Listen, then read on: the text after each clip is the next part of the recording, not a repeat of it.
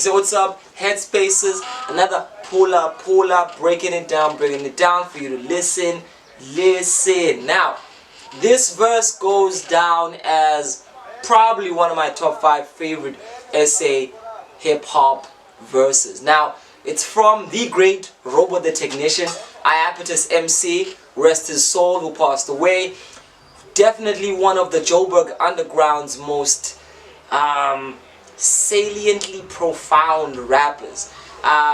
Never, in my opinion, has an English MC had so much rigor and vigor that carried across such an intelligence, which again proves this whole idea that there is no magic in the townships. Robo the Technician was a motherfucker whose soul and heart was filled with magic, literature, richness, and an understanding which was baffling. The Core. If you know Robo, you know that that's definitely one of the singles that be putting on rotation because it's raw, it's in your face. It's about an MC saying, yo, I'm at the center of this hip-hop. It rotates around my axis. I am central to everything that's happening. I am the core. He goes in. He opens it up by saying, Eben wars we declare them, and chickens get cutting next. The hood is like the past times, cause it only got blacks. I've always loved that line because I've always said to people how Robo's accent is the only way this could have worked.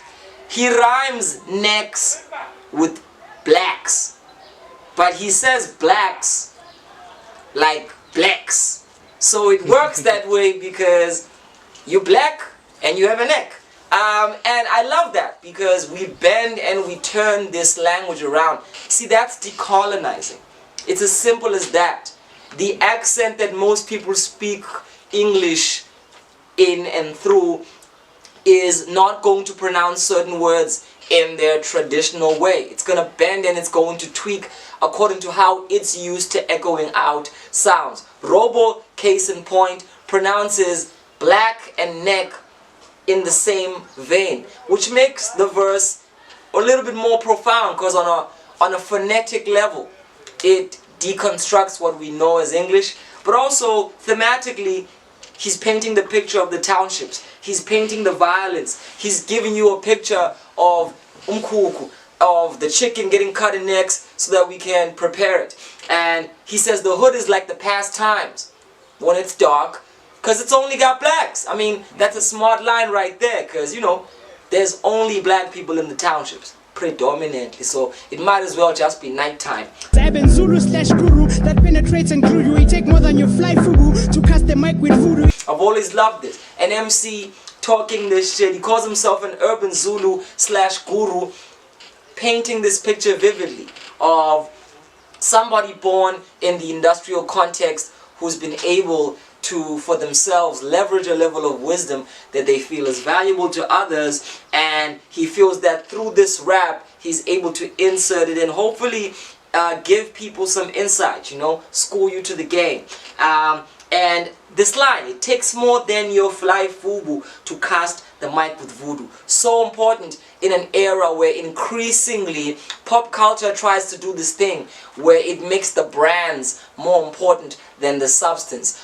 It makes whatever you're wearing and whatever you're drinking and wherever you are more important than what you're actually saying and the consequences of that. We're still very much victim to a lot of that mentality where a lot of MCs kind of dive straight into this hyper consumerism of becoming vessels to sell products. And Robo is saying fuck all of that, because at the end of the day you could be butt naked outside and homeless, but if you have skill to survive, that's where the value is. Skill to survive generally, but in this context of this line, skill to survive in a cipher, skill to survive on stage, skill to master the ceremony. So give a shit what you're wearing, give a shit who's branding you and sponsoring you. Do you have skills? That's always been the question. And then he goes on. He says, again, let me rewind. I'm not sure what this line really says. So if anybody watching this has a better understanding of what he's actually saying, then please holler at me. It's part of this collective decoding of the verses. It sounds like he's saying It ain't pop stars or how to ask ghetto chicks for boost, but a terrible thing to be without putting it to use. Now the reason I can't be sure of the previous line of the pop stars and asking ghetto chicks for pussy is because if the following line is saying that it's a terrible thing without putting it to use, is he referring to the mind in general? Is he saying it isn't about your ability to be a pop star or to get some ass, but it's really about using your mind? That's what it sounds like to me, but it feels like there's some incoherency in how that's delivered, because he keeps referring to it, whatever it is, it ain't about pop stars or how to ask ghetto chicks for post, but a terrible thing to waste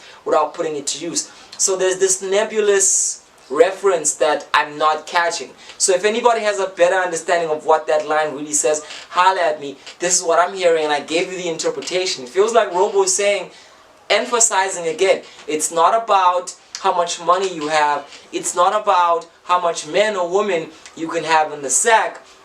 Ultimately, it's about using your mind. It's knowledge of self first, because everything resonates from that, and without knowledge of self, nothing really manifests in ways that are positive and progressive to you. Everything always turns on you because you're not really sure of what you're doing. Once see a truth, but more truth from your skin, you turning goose. I rise even when them life ills is gaining boost. Woo! Always love that line. Basically saying, as an MC, you won't see a truth, but you see more juice from your skin turning goose. You'll be shivering in the cypher. You'll be scared of this motherfucker. You'll be the only one intimidated by the knowledge of self and the skill that drips from him. And he then references to not make that just a plain vain statement, but he says, I rise even when them life ills is gaining boost. The reason I'm so dope is that I have gone through so many challenges and still I rise. Shout out to my Angelo. He is saying resilience is what determines dopeness. And isn't that such a profound thing to think about? That it isn't about the hits, it isn't about the double entendres, but it's an MC's ability to remain resilient throughout the challenges, being able to rise while the life ills is gaining boost. And then he continues to say, knowing reflection of self means thugs won't be your friends. It means you don't gamble with what you strive for and that's your ends. So another important nugget of wisdom from Robo, saying that knowledge of self, this knowledge of self that he keeps emphasizing in the lines before, means that you won't also skim an abandu who get you into a situation that will be destructive for your life. You will be selective about who you bring to you. You will be a curator of your own life in ways that empower it. You won't just choose friends because you're lonely. You have a void. You want to fit in. You have a need for status. You are willing to rise by any means or by stepping on anybody. But you will be able to choose people whose integrity is close to their hearts. And in that way, whatever happens, you work it out because you're with people who understand that umtu gabantu. And I mean, at the end of the day, what a thug is, from the Sanskrit term thuggy, it was a group of gangs which used to prowl around and attack people. So again, a thug is a manipulator. A thug is an opportunist who is willing to trample on their own people to survive. That's what a thug is. And I'm not even going to go into Tupac's definition of thug life, which was more of a redefinition. But a thug in the traditional sense is somebody who's willing to go against their own people. And you don't want to do that because at the end of the day, it just breeds more and more trouble. I know criminals with nines, they do what I do with rhymes. The last days of signs, and they depict their times more. So again, he's continuing this whole thread of, yo, nobody in the streets with a pistol, with an intimidating look, with the mentality of taking and not giving back can do what I do with these verses, because I'm not only taking from my environment, but I'm giving back through wisdom, through insight, and through understanding. So ain't nobody with nines who can do what I do with lines. And he's saying, if you look around you, you'll understand what the most important lessons are. The last days depict the time. Most bitches in my hood, shut downness in their crew. This parallel raising a nation, my guess is that we're true. He echoes as an observer, looking at the woman in his environment and considering that if most of these women seem to be really talking about surface level concepts and they seem to be carried away by consumerism and ideas and issues that are not at the core of developing a community, then what happens to the next generation? Are these the mothers who are going to raise our sons and daughters off of what? Social media hype, TikTok popularity? And this is not a put down on women. It's an inspection of values. He happens to use women as the case study for shitty values, but he could have easily just said the man in the corner, because the father, the mother, their influence determine what the following generation becomes. And to Robo the Technician, he thought, "Sneed, we're through." Because if our generation right now only cares about likes, loves, retweets, statuses, if this is what your life has revolved around, then we really won't make it as a species. And I agree with Robo. As a grown-up MC, supported I charge the fee, cause Technician got the key to other dimensions to be. Now I love the fact that he calls himself a grown-up MC. How badass is that? Because again, hip-hop ain't for young people. Hip-hop started young, but hip-hop is evolving. It's growing with us. Hip-hop is now going into its 50s. So even at that time, Robo was unashamedly claiming his maturity. Saying, "Hey, yo, I'm grown up, yo. You good man. And watch what you say around me, because I'll watch what I say around you." That's just mutual respect. And it's important that if you want to get me in your platform, respect me. Charge a fee for me, but understand the value that I come with. And then, why do you need to respect this person? Why is he at the core of hip-hop? Because he's got the keys to other dimensions to be. Now these other dimensions are broader ways of thinking. So ultimately what Robo is saying is that how do you measure the value of an MC? By their ability to open people's thinking up.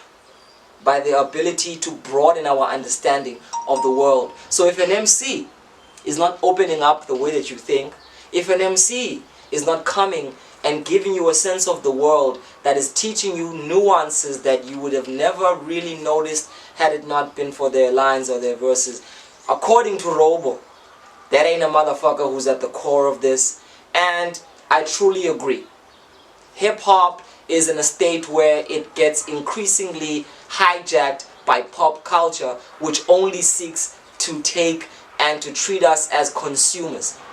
If we consume and don't digest and break down what's going on in the world, we're liable to just become wins in the transiency of it all. So shout out to Robo the Technician, one of the greatest MCs in South Africa. Definitely my top 5, dead or alive. And since he's passed on, an eternal MC. Is he a GOAT? Maybe that deserves a piece. Is this a GOAT verse? For me, absolutely. You saw it. He goes into knowledge of self and he doesn't leave it in a place where it's confusing. He tells you what that means. It means being able to think broader than what the market is telling you to feed from. Shout out to Robo, shout out to Iapetus, Phula-Phula, always like that.